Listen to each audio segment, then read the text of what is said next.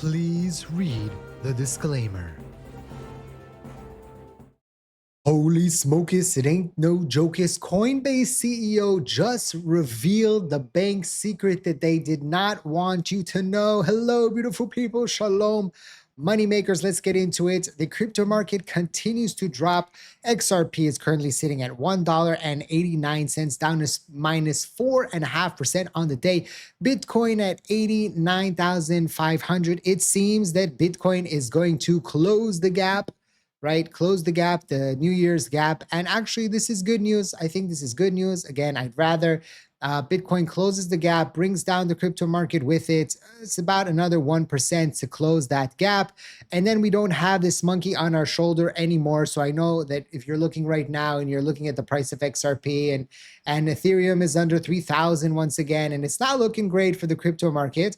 But on the flip side, we won't have this gap as a monkey on our shoulder for the next 3-4 months.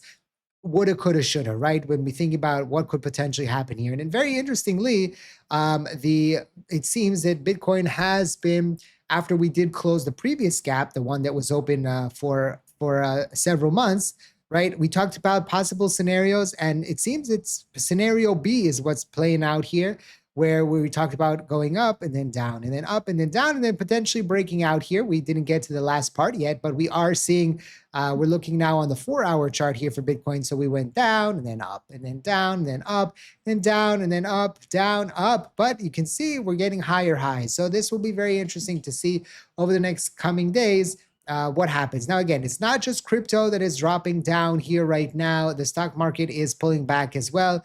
As you can see, the S&P 500 is down about 1% on the day. The NASDAQ is almost down 2% on the day. So it's not just the crypto market that is selling off right now. It is also stocks. And it will be very interesting to see where we go from here. XRP is getting close to being level on the year. After opening up so amazingly, we got that CNBC jinx, right? And XRP has been going down since then. So it will be very interesting to see. But, right, I like big butts and I cannot lie. Even though markets are down, Bitcoin is down, strategy continues its strategy and has acquired 22,000 Bitcoin for 2.13 billion at average price of 95,000 per Bitcoin. This is one of their largest buys in dollar terms and comes at a time when market sentiment is still fragile. As of January 19th, strategy now holds 709,715 Bitcoin acquired for 53.92 billion at an average price of 75,000 per Bitcoin. So they're still in the green.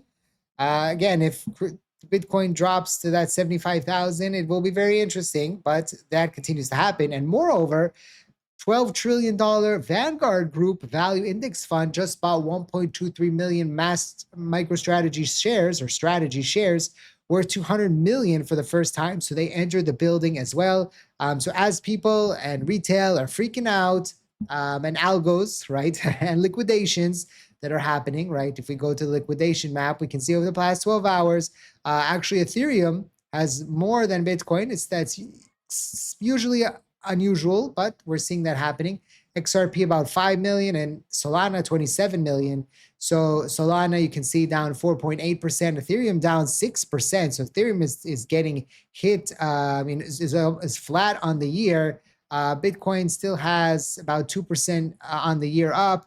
XRP is 3% and Solana is 2%. So you remember just a few days ago, Solana was up about 16 or 17% on the year.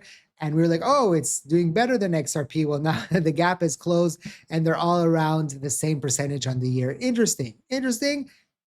It smells a little bit fishy, right? But it is what it is. We have to deal with the market the way that it is right now. I just want to remind you that this video is for entertainment, for educational purposes only, not financial advice. Always do your own due diligence before you decide to invest, okay? Very, very important. Now, again, these are the kinds of articles and things that I hear about, FUD and things like that.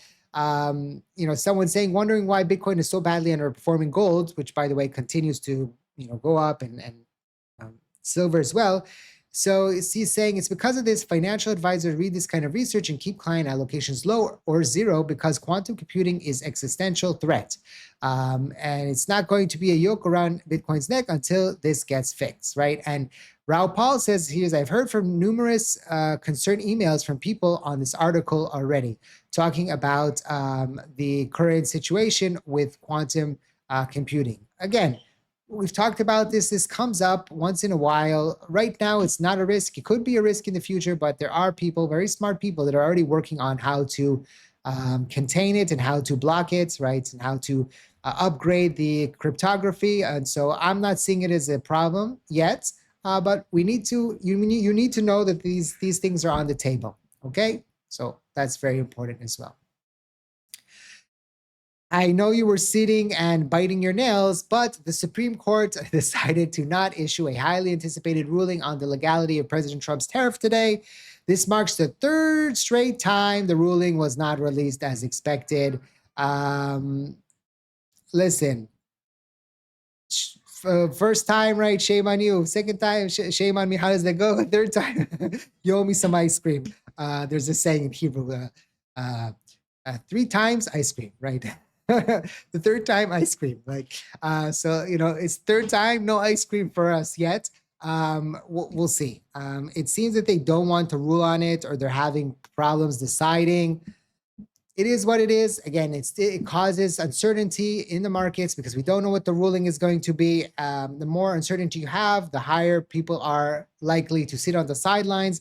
So again, no decision makes people uncertain, and so that's the situation we have right now.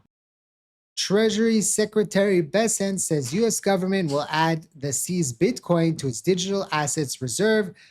So this is, not surprising. This is what we were anticipating, but when you get confirmation from the Treasury Secretary.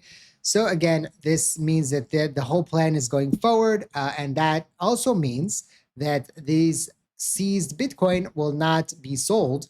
Remember, we had back last August, Germany in 2020, so it wasn't last August, I think it was already 2024, if I remember correctly. They were selling off their Bitcoin, their seized Bitcoin, and that was creating a lot of pressure on the crypto market.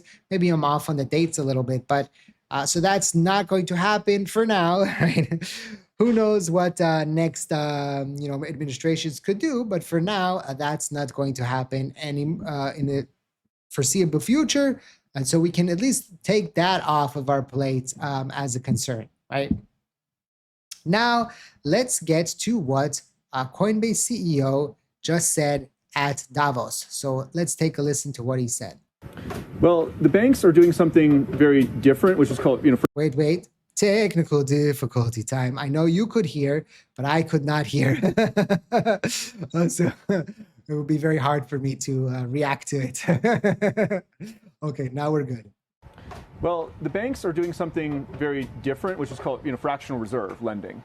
So they're actually lending out customer deposits without their permission, essentially, right, to, earn the spread. And that's what the whole banking, that's why there's such heavy oversight from banking regulation. What's different in what you're planning on doing with your customers' assets?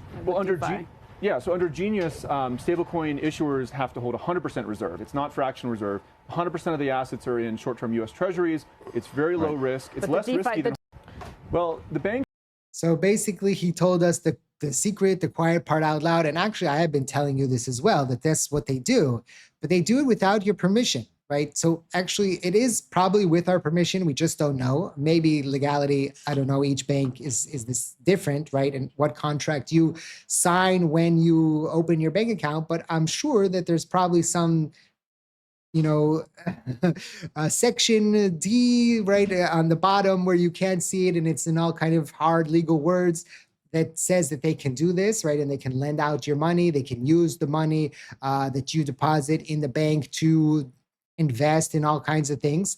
And that's why they don't want a situation where there's going to be a escape of money from the banks to the crypto market or to the stablecoin ecosystem, right? So they are shaking in their boots if this happens, because majority of their profits come from all the shenanigans, right? I'm putting that in quotations, that they do with their customer money, right? And the customers don't even know that this is happening. They think that their money is safe in the vaults, right, at the bank.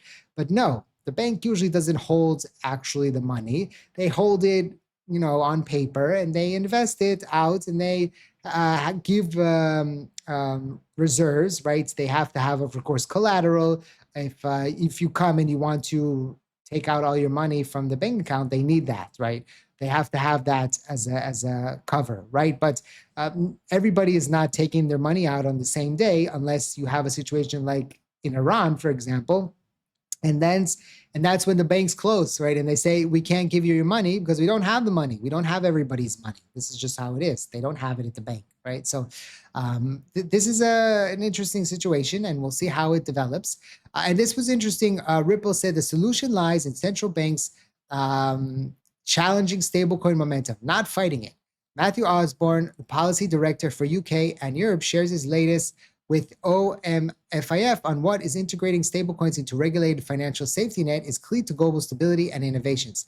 Stablecoin are no longer a niche experiment. They now have a market value of excess of 300 billion. Regulated stablecoins will play a key role in financial markets alongside other forms of money.